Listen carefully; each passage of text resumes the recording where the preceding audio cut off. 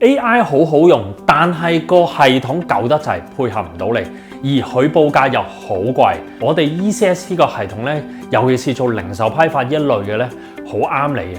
咁我哋已經有嘅功能咧，就係可以用個 WhatsApp 配合埋個 AI， 甚至可以將所有嘅 database 撈入個 AI 模嚟。喂，價錢幾多錢啊？落咗單未啊？有邊個客嘅應收帳未俾錢，全部都可以 check 到。甚至有一啲自動嘅 rent 嘅報表，我定期 set 將未完成嘅單 send 晒俾我，都可以做到。咁另外我哋已經有嘅功能就係可以敷埋個 email server 咧，做埋一個 AI， 客戶落單嘅時候直接入埋你個系統度，已經全部已經有晒㗎啦，價錢都好平嘅啫。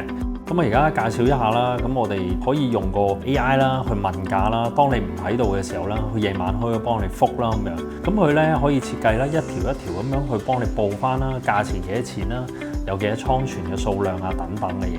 咁去到最尾咧問你需唔需要落單啦，你可以話 yes 又得 no 都得咁樣嘅。咁我可以揀翻我想落嘅貨啦，咁我 send 翻俾佢，咁咧佢會繼續問嘅落幾多數量，我落2件。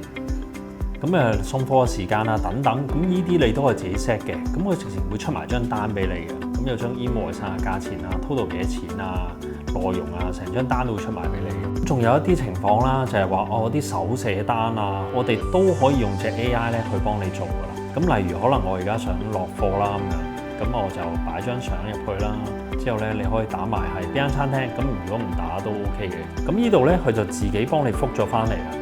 咁如果你覺得有需要改嘅話咧，其實你可以直接 copy 翻咧，咁啊改翻就得噶啦。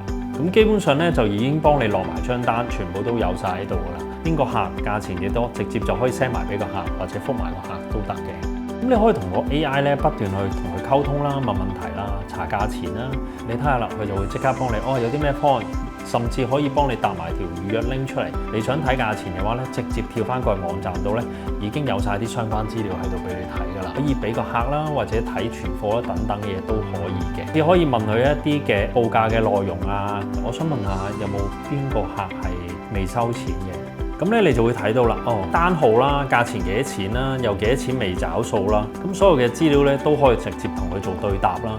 你想問咩，個 AI 都會幫到你。記得 like 同 subscribe， 開埋個叮叮鐘仔就可以第一時間收睇我哋嘅新片啦。